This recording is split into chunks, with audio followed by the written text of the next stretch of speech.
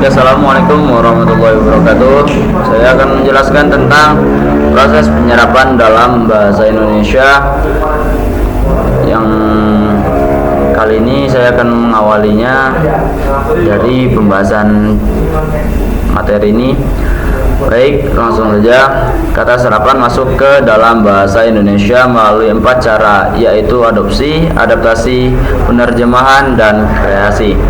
Satu, cara adopsi terjadi apabila pemakaian bahasa mengambil bentuk dan makna kata asing secara keseluruhan. Kata supermarket, plaza, dan hotdog merupakan cara penyerapan adopsi. Cara adaptasi terjadi apabila bahasa hanya mengambil makna kata asing, sedangkan ejaan atau cara penulisannya disesuaikan dengan ejaan bahasa Indonesia. Kata-kata seperti pluralisasi, akseptabilitas, maksimal, dan kado adalah contoh kata serapan adaptasi. Kata-kata tersebut mengalami perubahan ejaan dari bahasa asalnya yaitu pluralization, acceptability, dan bahasa Inggris maksimal dari bahasa Belanda, dan shadow dari bahasa Prancis. Pedoman pengadaptasiannya adalah pedoman penulisan istilah yang dikeluarkan oleh Pusat Pembinaan dan Pengembangan Bahasa Departemen Pendidikan Nasional, dan masih banyak lagi. Lanjut. 1. Kata serapan budaya dan mesra. Kata serapan berarah satu, yaitu kelompok yang kurang maju budayanya lebih banyak menyerap unsur-unsur bahasa dari kelompok yang lebih maju. Kelompok yang dijajah lebih banyak belajar, oleh karena itu lebih banyak menyerap unsur-unsur bahasa dari si penjajah yang lebih unggul. Sampai sekarang pun orang kebanyakan selalu meniru kaum elit yang juga disebut trendsetters atau newmakers atau selebriti. Tulisan ini hanya membahas kata serapan dari bahasa asing, walaupun kata serapan dari bahasa daerah, terutama bahasa Jawa, cukup menarik untuk diteliti. A. Kata serapan budaya. Kata serapan budaya menyebar karena perdagangan, ilmu dan teknologi, dan agama. Asal bahasanya Sanskerta, Portugis, Arab, dan bahasa Inggris dari bahasa Arab, terutama berhubungan dengan agama Islam seperti sholat, surga, neraka, iman, imam, Allah, salam, wudu, fikir, haram. Kata serapan dari bahasa Sanskerta seperti geraba, nirwana, dewa dewi, putra putri, samudra, sangat. Selanjutnya ini kata serapan dari bahasa Portugis seperti bendera, jendela, kadera, celana. Kata serapan dari bahasa Inggris seperti toala, galon, supermarket, mall, town square, fried chicken, nuklir, atom, phoneme, morfem, apartemen. Di antara kelima bahasa, maka bahasa Sanskerta dan bahasa Inggris merupakan bahasa tinggi dibandingkan apartemen dan rasun, villa dan rumah, kitchen, stadium, dan lomba masak, kitchen set, dan rak dapur, kauri, dan janda, tua wisma, dan gelandangan, tunakrunggu, dan tuli. Selanjutnya nih B. Kata serapan mesra. Kata serapan mesra menyebar karena penjajahan dan migrasi di Indonesia. Ada serapan dari bahasa Belanda disebabkan oleh penjajahan, sedangkan kata serapan dari bahasa Cina berasal dari migrasi. Bahasa Belanda dan bahasa Melayu atau Indonesia dipakai searah berdampingan selama 300 tahun. dan berakhir dengan masuknya Jepang di Indonesia. Karena bahasa Belanda adalah bahasa sang penakluk, maka kata serapan dari bahasa Belanda meliputi semua segi kehidupan dari pemerintahan, pendidikan, seni, politik, makanan, sampai ke istilah kekerabatan. Kata serapan dari bahasa Belanda seperti bursa, pensiun, gubernur, presiden, parlemen, demokrasi, dokterendes, dokter, insinyur, bestik, sup, syarab, selada, kuis, kastangel, musik, dan masih banyak yang lainnya. Bahasa Cina dan bahasa Melayu Indonesia secara berdampingan sejak berabad-abad yang lalu. Sampai sekarang bahasa Cina dan bahasa Melayu pada waktu itu sama-sama menjadi bahasa rendah karena bahasa tingginya bahasa Belanda. Oleh karena itu, kata serapan dari bahasa Cina terutama pada nama makanan seperti mie, bakso, somai, toge, tahu, bakang, lumpia, Oke, mungkin saya dapat menjelaskan hanya segitu. Yang selanjutnya akan dilanjutkan oleh rekan saya. B. Tanda baca. Tanda baca merupakan unsur yang penting dalam bahasa tulis. Tanda baca dapat membantu pembaca untuk dapat memahami jalan pikiran penulisnya.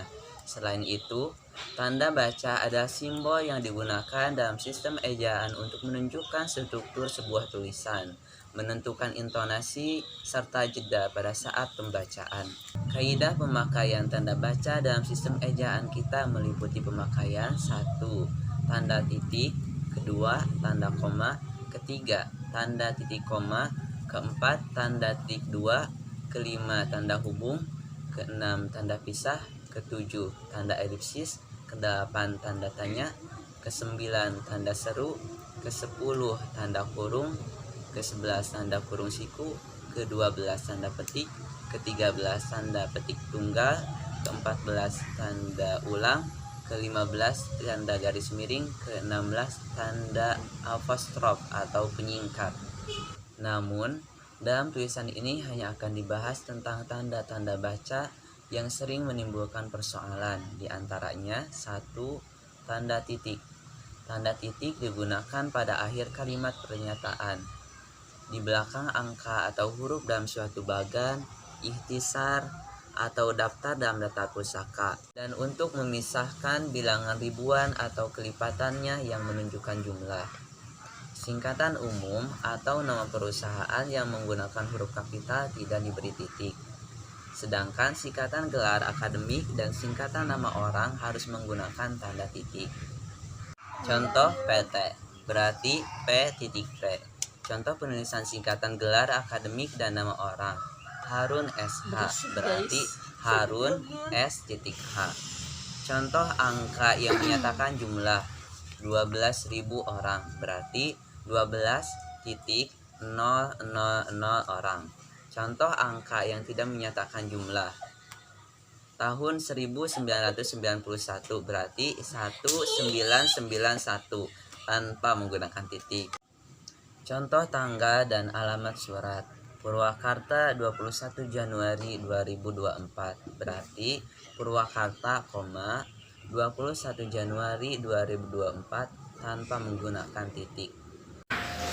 Tanda petik tunggal digunakan untuk mengapit makna terjemahan ataupun kata ungkapan.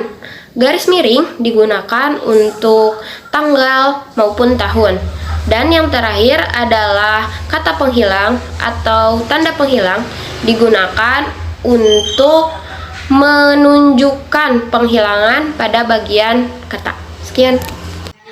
Oke, selanjutnya yaitu tanda hubung. Tanda hubung dipakai untuk menandai bagian kata yang terpenggal oleh pergantian baris. Contoh, nelayan pesisir itu berhasil membudidayakan rumput laut. Nah, ini ya kata hubungnya. Selanjutnya yaitu tanda hubung dipakai untuk menyambung unsur kata ulang.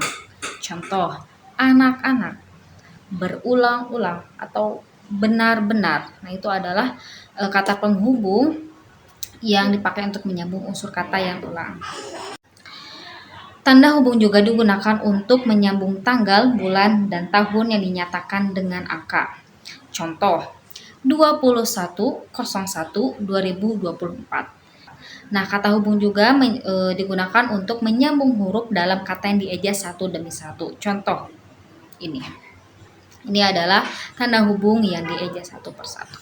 Selanjutnya yaitu untuk menyatakan skor pertandingan. Contoh, 3-4. Hubung dipakai juga untuk merangkai a, se dengan kata berikutnya yang dimulai dengan huruf kapital, misal se-Indonesia, se-Jawa Barat, se-Antartika mungkin ya. Itu adalah penggunaan dari tanda hubung.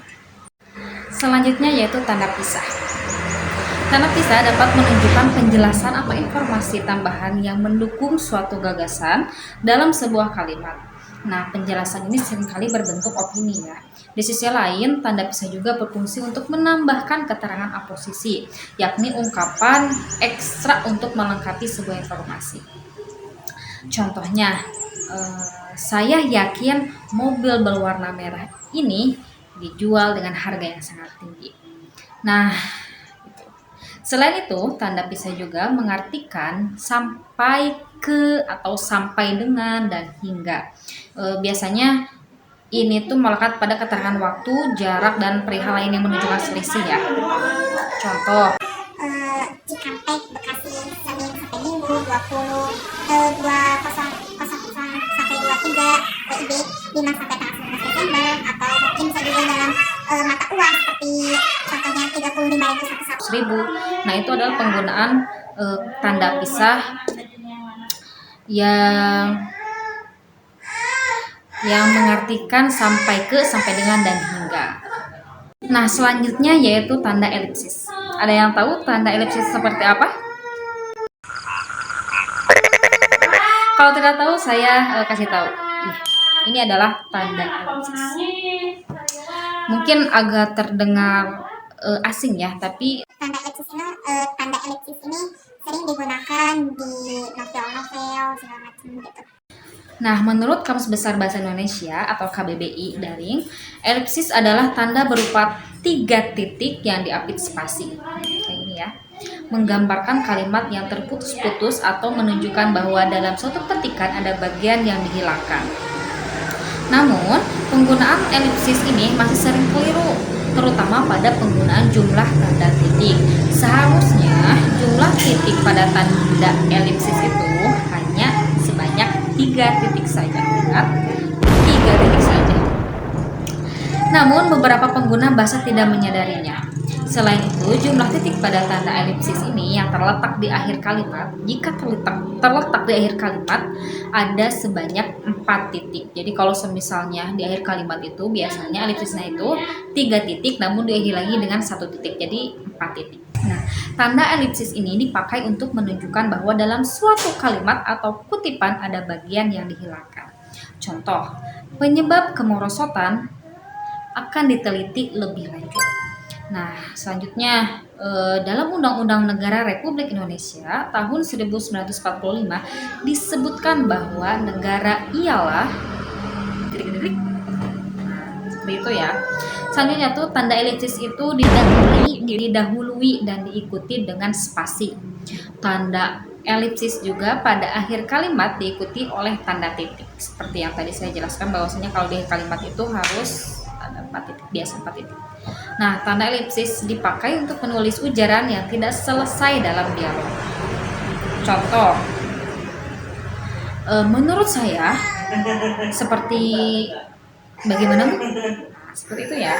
Jadi kalimatnya tidak selesai dalam dialog. Nah, sekarang sedikit demi sedikit pahamkan bagaimana penggunaan tanda hubung, pisah, dan elipsis itu. 9. Tanda seru. Tanda seru dipakai dalam tanda kurung untuk menyatakan bagian kalimat yang disangsikan atau yang kurang dapat dibuktikan kebenarannya dan digunakan untuk kalimat perintah. 10. Tanda kurung. A. Tanda kurung dipakai untuk mengapit tambahan keterangan atau penjelasan. B. Tanda kurung dipakai untuk mengapit keterangan atau penjelasan yang bukan bagian utama kalimat. C. Tanda kurung dipakai untuk mengapit huruf atau kata yang keberadaannya di dalam teks dapat dimunculkan atau dihilangkan. D. Tanda kurung dipakai untuk mengapit huruf atau angka yang digunakan sebagai penanda pemerincian. 11. Tanda kurung siku. A. Tanda kurung siku dipakai untuk mengapit huruf, kata, atau kelompok kata sebagai koreksi atau tambahan kesalahan atau kekurangan di dalam naskah asli yang ditulis orang lain. B. Tanda kurung siku dipakai untuk mengapit keterangan dalam kalimat penjelas yang terdapat dalam tanda kurung. 12. Tanda petik. A. Tanda petik dipakai untuk mengapit petikan langsung yang berasal dari pembicaraan, naskah, atau bahan tertulis lain. B. Tanda petik dipakai untuk mengapit judul sajak, lagu, film, sinetron, artikel, naskah, atau bab buku yang dipakai dalam kalimat. C. Tanda petik dipakai untuk mengapit istilah ilmiah yang kurang dikenal atau kata yang mempunyai arti khusus.